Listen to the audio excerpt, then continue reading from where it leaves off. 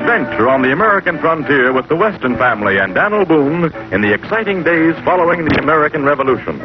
We interrupt this program for a special news bulletin. Great Britain went to war against Germany today. 25 years and 30 days from the time she entered the War of 1914 against the same enemy. France is expected to follow suit within the next few hours. The state of war came into the President of the United States. I hope the United States will keep out of this war. I believe that it will. And I give you assurance and reassurance that every effort of your government will be directed toward that end. A Gallup poll taken in 1937 had revealed that 2 out of 3 Americans believed our involvement in World War I had been a mistake. How is it then that the United States, still deeply isolationist, possessed of elaborate neutrality laws, determined to keep the peace and remain neutral, takes part in a second World War? How does that war affect the American people? What is the quality of life for those who remain at home?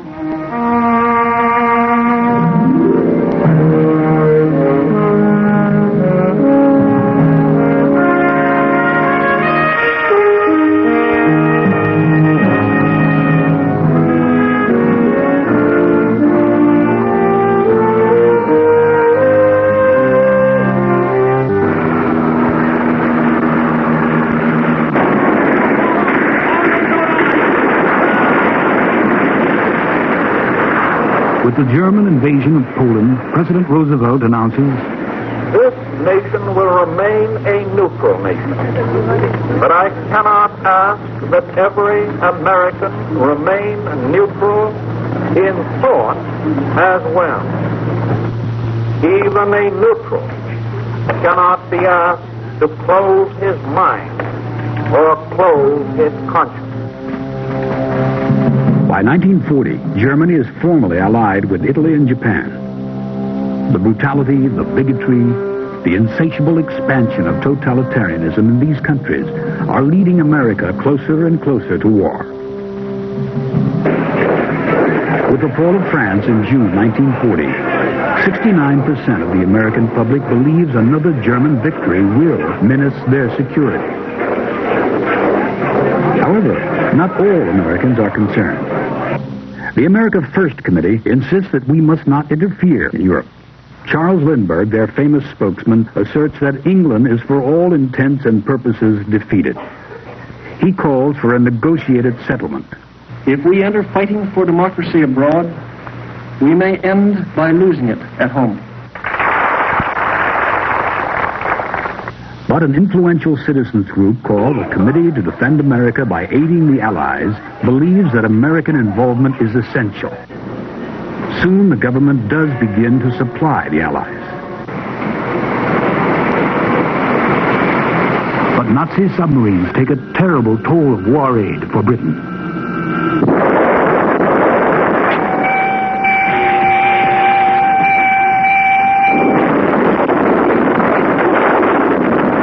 By the spring of 1941, America is fighting an undeclared naval war against Germany.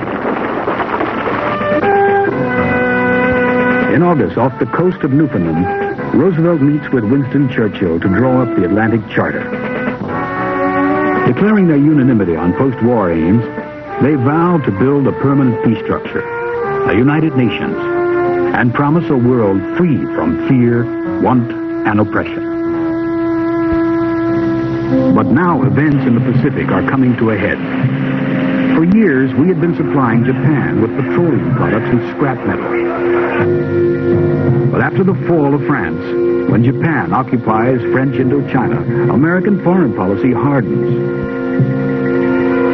The United States declares an embargo which brings Japanese-American trade to a halt. America's price for lifting the embargo is Japan's exit from Indochina and China, and her promise not to change through force the status quo in the Pacific.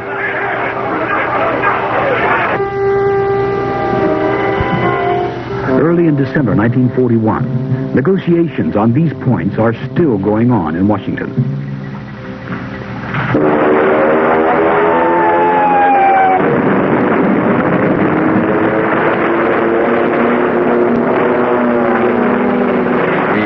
This program to bring you a special news bulletin. The Japanese have attacked Pearl Harbor, Hawaii by air, President Roosevelt has just announced.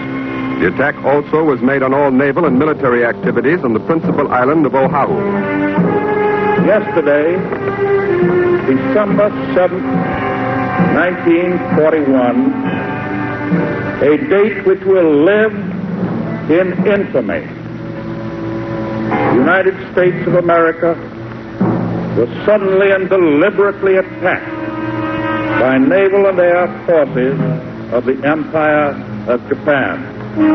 On December 8th, the United States acknowledges that a state of war exists between herself and Japan. 3 days later, we are also at war with Germany and Italy. In December of 1941, the United States military is unprepared for war. The 1.5 million man army still uses World War I equipment. The Armored Corps is no match for the German Panzer. Air Corps equipment is outdated, and the Navy is a weak third best in the world. But Americans are determined to carry the battle to the end. They are at last united. The nation mobilizes with a single purpose: to win the war.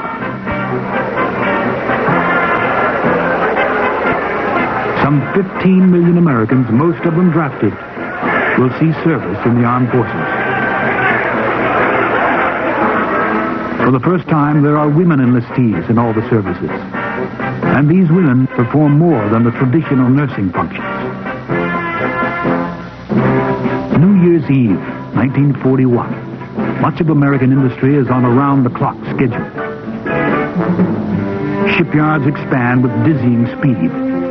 Bethlehem Steel grows 30-fold. Henry Kaiser builds 58 new yards in just a few months. Through new developments in engineering and prefabrication, Kaiser is able to assemble freighters called Liberty ships in just 10 days. In February 1942, the last automobile is produced for the civilian market as an entire industry retools for war. It will produce thousands of jeeps, tanks, planes, and small boats. In other industries, the same retooling takes place. A machine maker fabricates guns. A bedspread manufacturer makes camouflage netting. A mechanical pencil factory turns out bomb parts. And a soft drink bottler pours gunpowder into artillery shells. Science is mobilized, and the nation's researchers soon develop radar, the proximity fuse, a new bomb sight, the first self-sustaining atomic reaction.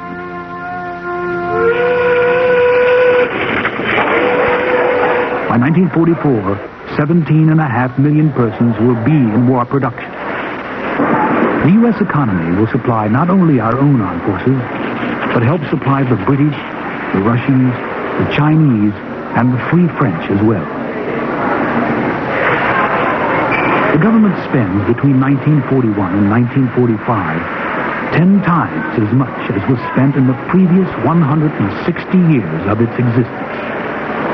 The $321 billion spent for war production finally ends the Great Depression.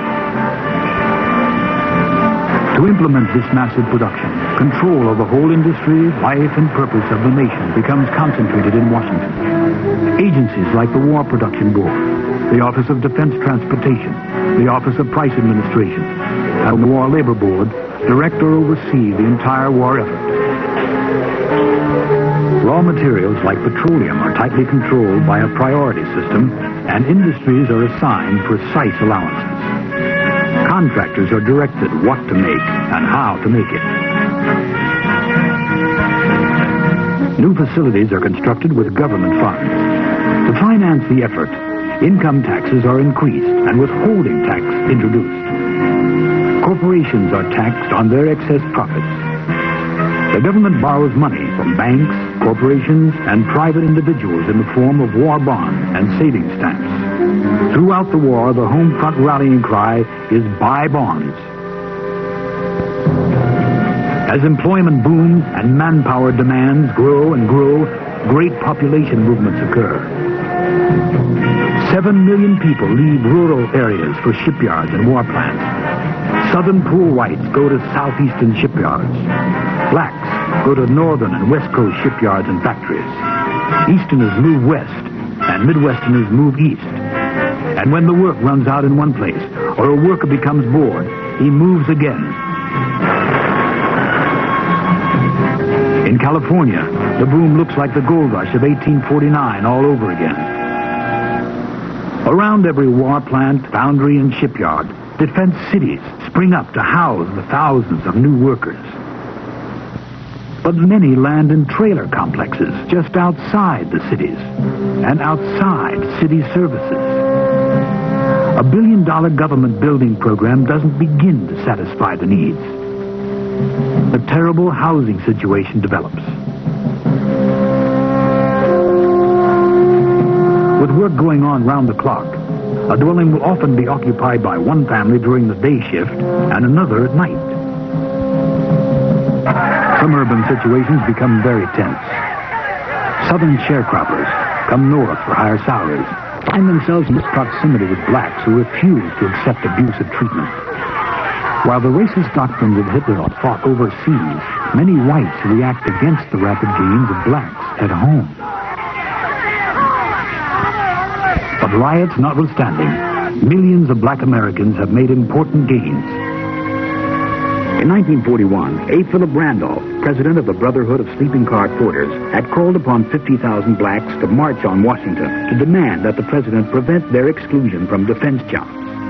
Roosevelt finally made the concession and issued an executive order forbidding discrimination in work on defense contracts and setting up the Fair Employment Practices Committee. By the end of the war, there are more than 2 million black workers in war plants across the country. Loss of civil liberties during the war is for the most part avoided. The great exception, however, involves Americans of Japanese descent. 100,000 Japanese Americans living on the West Coast are removed from their homes and sent to so-called resettlement centers. Homes are given up, businesses sold, communities abandoned. Though many are American citizens born in this country, they are removed without indictment and without trial. Their experience of racial slurs and other indignities remains a dark blot on U.S. history. The United States government is now spending $150 million a day.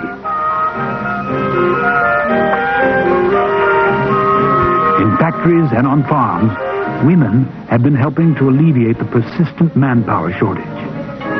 Soon, Rosie the Riveter becomes a part of the language.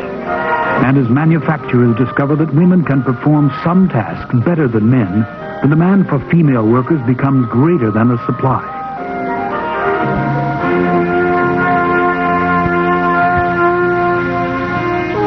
But with mothers working and fathers at war, children are left to fend for themselves. And some get into trouble. With child labor laws relaxed for the duration, 1/3 of the nation's teenagers enter the factories. Though farm populations have dropped 17%, the remaining commercial farms manage to increase the total output.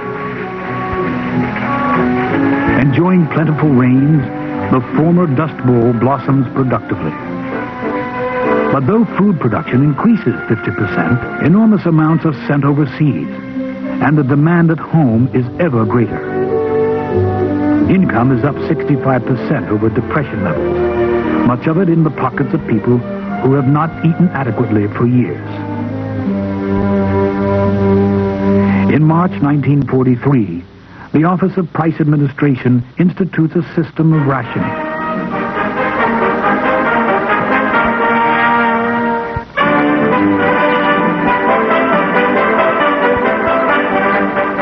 When forewarning leaks out, grocery shelves are immediately picked clean of rationable items.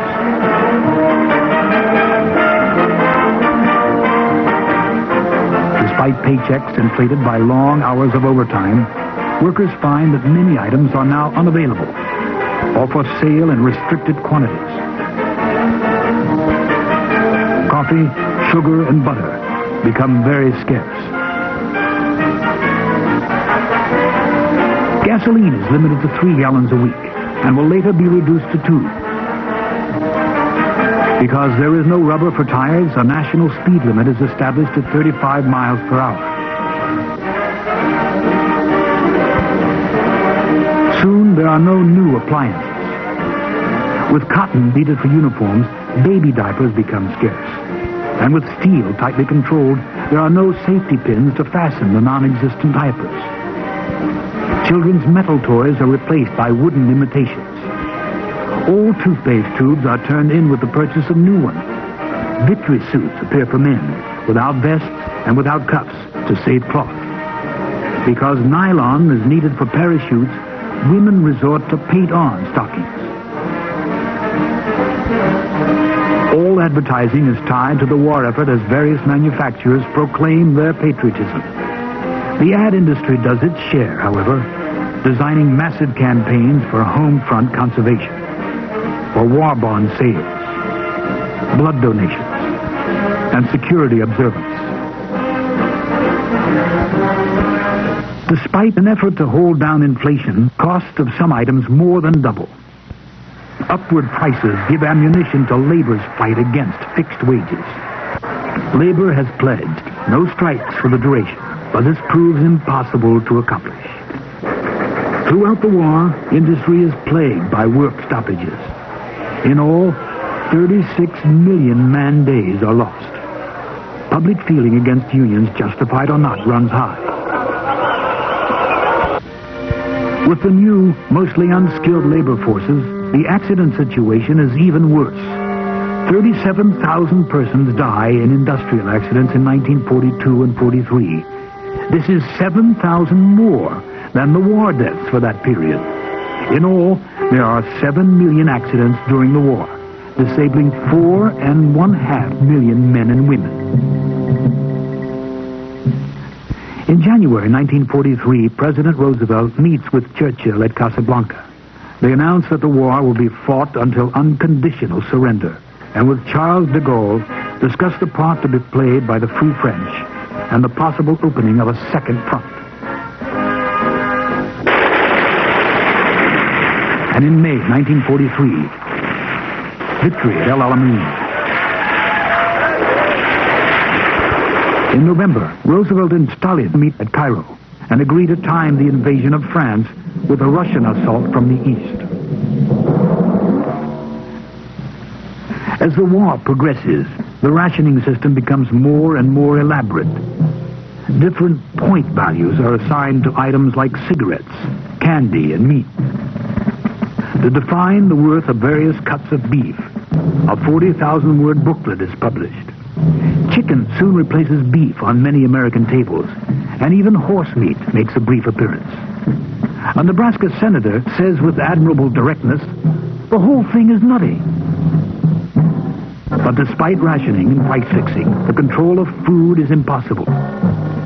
The black market becomes a part of everyday life. To help alleviate the food situation, 20 million victory gardens are planted. Soon, every backyard and vacant lot in the country seems to have vegetables growing in it. Many cities have communal gardens in their parks. Mothers revive the nearly lost art of home canning. Competitions are established to see who can grow the finest vegetables, and New York City has its own version of the country fair. It is finally estimated that victory gardens produce 40% of all vegetables grown in the United States. Home front war energies are channeled in several other directions.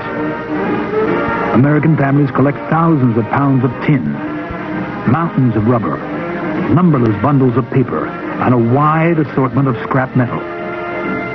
Housewives save tons of fat, for 1 pound contains enough glycerin to make a pound of black powder. Children buy $1 billion worth of stamps and bonds and sell $8 billion more.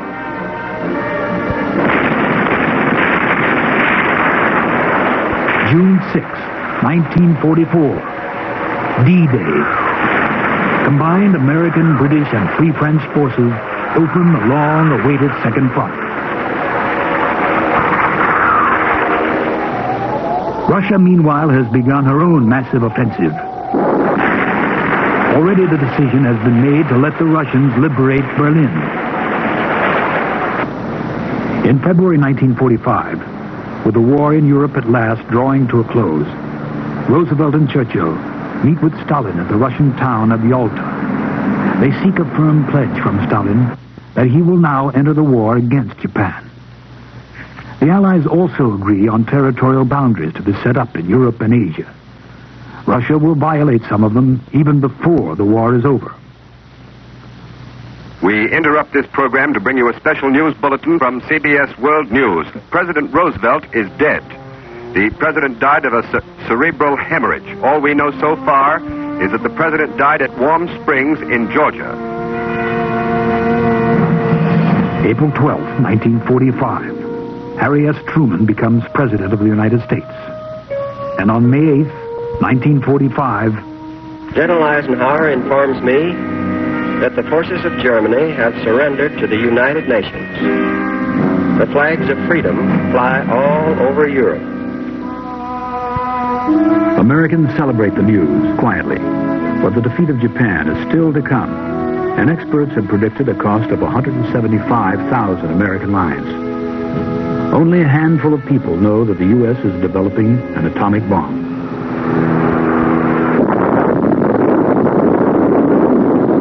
The world will note that the first atomic bomb was dropped on Hiroshima, a military base.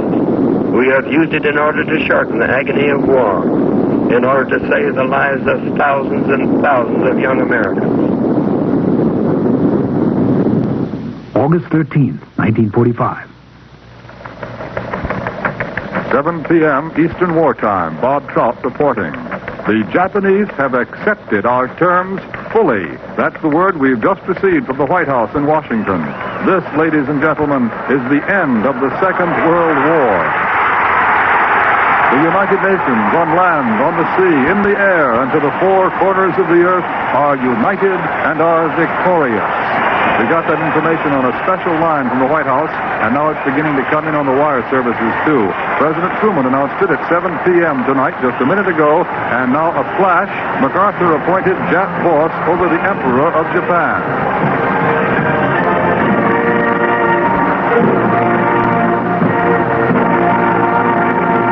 The celebration lasts 2 days.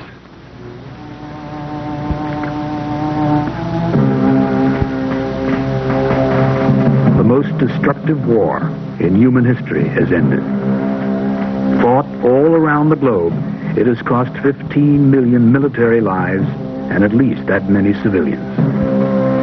Almost 1.5 million Americans are dead, and nearly 750,000 are wounded. Another 66,000 are missing in action. For 4 years, the American people have labored. And the results of their energies have changed the very nature of warfare. Never before had an army been so well equipped, so well supplied. Never had the home front so participated in the outcome of the war. For 4 years, Americans have longed for the boys' return, for an end to shortages, an end to war's dislocations.